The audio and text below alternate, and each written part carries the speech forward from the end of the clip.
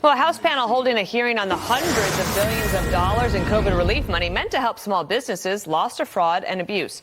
A federal watchdog earlier released a scathing report about the Small Business Administration, saying in part this: the agency weakened or removed the controls necessary to prevent fraudsters from easily gaining access to these programs and provide assurance that only eligible entities received funds. However, the allure of easy money in this pay-and-chase environment attracted an overwhelming number of fraudsters to the programs. Joining us now, Republican Congressman Roger Williams of Texas, chairman of the House Small Business Committee. I note here that the total federal aid distributed to small business was $1.2 trillion. We can put that up on the board for everybody. And that suspected fraud makes up 17% of that. Okay, so that's just a mind-boggling number. And what's your take on if there's any way to get it back? Well, we're going to try to get it back. It belongs to taxpayers. You got 1 out of 5 of these loans appears to be fraudulent. In an agency, Dana, that's got $1 billion budget and missing $200 billion based on the report that the Inspector General issued. So we have a hearing today, and we have the Inspector General going to be before the hearing. We've also asked Chairman Guzman to come twice, and she is not coming to the hearing today. She has other things to do, we were told. So, I would think she'd want to come in and she'd want to defend herself and bring everybody in with her to prove her point. She says there's only $36 billion missing, as if that's just chump change.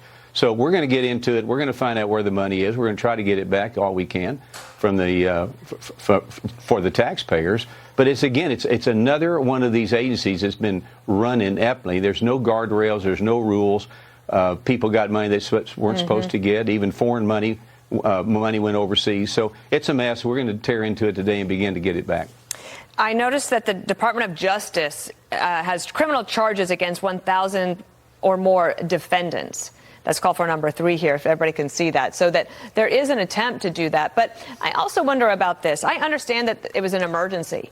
But is there some responsibility that should be placed either on the Trump administration or actually on Congress to have made sure to prevent this? Because we know that this type of the allure of the easy money is something that attracts fraudsters. Well, I think to start blaming people right now, and everybody you said, we hear about the blame. But what I want to deal with right now is today.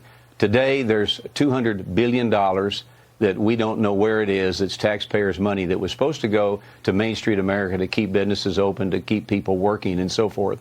We need to find out where that is. We need to see what guardrails can be put up. SBA had no guardrails. They were just writing checks.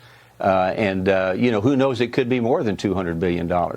But we need to. I don't want to blame the game. I don't want to blame game. I don't want to go backwards. I want to go forwards in our committee and see if we can't claw back some of this money and get it back to the taxpayers like it should be and in the hands of Main Street America. So going forward, if Congress were needed to authorize some sort of emergency spending like this, hopefully this never happens again, but if you could Congress mandate that the agencies have these types of protections in place beforehand?